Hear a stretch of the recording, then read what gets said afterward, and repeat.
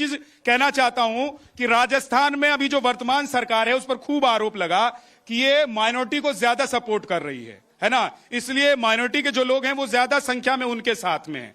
तो ऐसा सच में है कि नहीं है? नहीं, ऐसा बिल्कुल भी नहीं है ऐसा, क्योंकि राजस्थान सरकार ने कुछ बातें अच्छी कही तो कुछ बातें इतनी गलत कर दी हैं जिससे हमारा दिल दुख रहा है।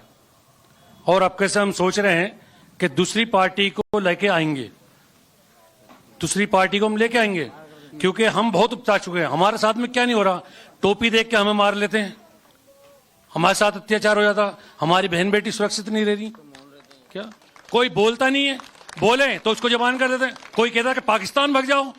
ये हवा महल क्षेत्र की बतला रहा हूं मैं आपको, मेरे दिल की बात बता रहा हूं मैं, दिल की। और मेरे पास में ये सर्वे भी होया था, हम यहाँ के राजस्थान से या जहां से भी आते हैं जो चुनाव के आयोग से, मेरे पास में फोन आया, मैंने उनको भी बोला कि हमारे साथ में क्या बेगुनाह, हम क्यों गुनहगार हो रहे हैं?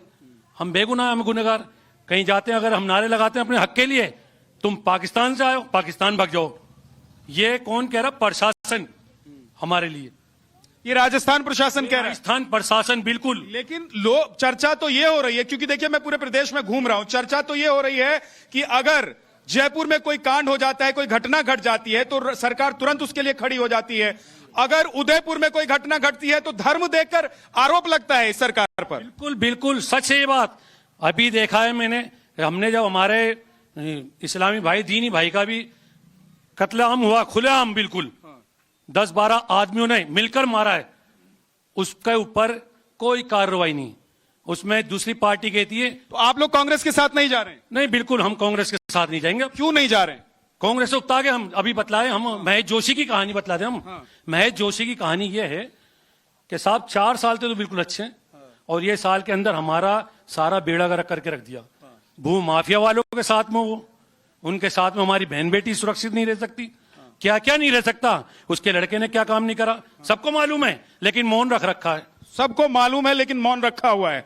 आप लोग मौन तो निर्धारण करने वाले हैं जी बिल्कुल भी नहीं। तो क्या करेंगे फिर? सर इस बार विकास के मुद्दे पे बात करेंगे, जस्टिस के मुद्दे पे बात करें। एकदम जस्टिस नहीं हो रहा है राजस्थान में। जैसे राजस्थान का मोहम्मद असगर की हत्या हुई थी खुलेआम ट्रेन के अंदर, जो उम्मीद राजस्थान सरकार से थी वो बिल्कुल भी नहीं हुई।